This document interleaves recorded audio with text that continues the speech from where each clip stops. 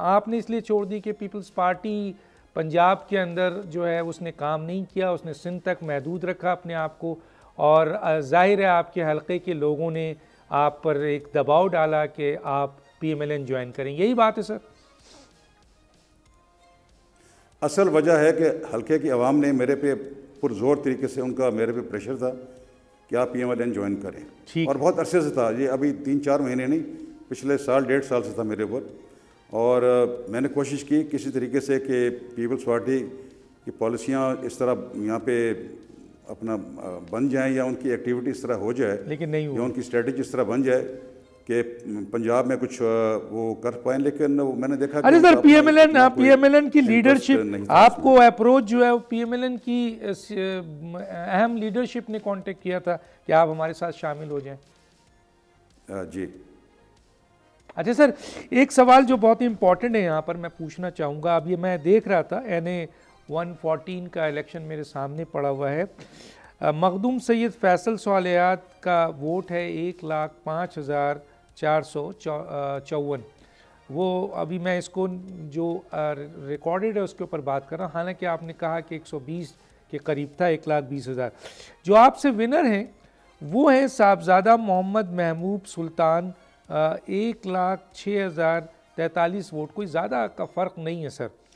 लेकिन सर मैं यहाँ पर देख रहा हूँ कि इंडिपेंडेंट है, तीसरे है, TLP है, इंडिपेंडेंट है, MMA है, MP ND है, PMLN कहीं नज़र नहीं आ रही है आपके इस हलके में। तो आपने अगर तब्दील किया था, पीपल्स पार्टी को छोड़ा था, तो आपके पास तो बहुत बड़ा ऑप्शन था कि आप PTI ज्वाइन कर लेते, जिसमें आपके ही बराबर तकरीबन वोट है, 1,06,000 के करीब वोट है। PMLN तो इस जगह पर बहुत कमज़ोर नज़र आ रही है, तो आपने PMLN ज्वाइन करके PMLN को मजबूत किया। PMLN तो आपको यहाँ कोई वोट नहीं दे रही है, जो इस वक्त इलेक्ट्रल जो मेरे पास जो फिगर्स पड़े हुए हैं। जी क्या कहते हैं सर?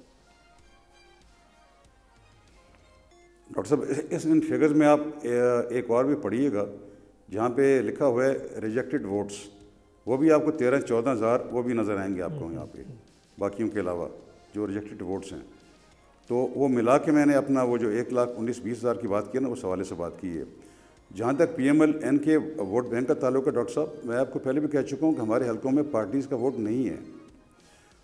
हमारे सिर्फ मेरे हलके में नहीं, और भी बहुत सारे इलाके हैं जहाँ पे पार्टीज़ का वोट बहुत, अगर है भी तो बहुत कम है, मार्जिनल वोट है यहाँ पे। और आप माजी के हल्कों इलेक्शन में चले जाएँ, 2008 में चले जाएँ, 2013 में, वहाँ भी आप देख लें पार्टियों के वोट जो थे वो किस किस्म के थे। ज़ाती ग्रुपेंस के वोट हैं, ज़ाती यहाँ पे जो हमारे जो पॉलिटिकल हमारे जो एंटिटीज़ हमारी बनी हुई उनके वहाँ पे यहाँ पे ज़्यादा वोट्स हैं। तो यकीनन इसमें मुस्लिम लीग नून को ज्वाइन करने का जो बेसिक फैक्टर था, जो कि मेरे हल्के के अवाम ने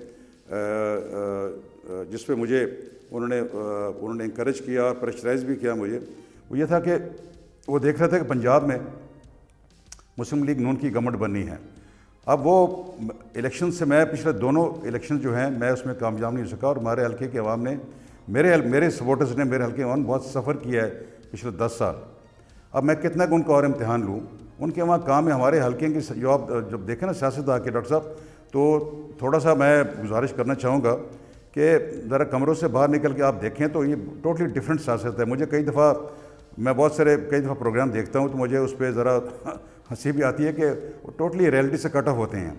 हमारे इलाके के जो सूरत हाल होती है, सर मैं अपने हल्के की बात नहीं कर रहा, मैं बहुत सारे और भी रूरल कॉन्स्टिट्यूंसीज की बात कर रहा हूँ जो हमारे पंजाब में हैं, कि उनकी टोटली डिफरेंट डायनामिक्स हैं, टोटली डिफरेंट सिस्टम्स हैं। लोगों की ज़रूरियात, लोगों की ख्वाहिशात, लोगों का रहन सहन, लोगों का उठना बैठना, वो टोटली डिफरेंट है।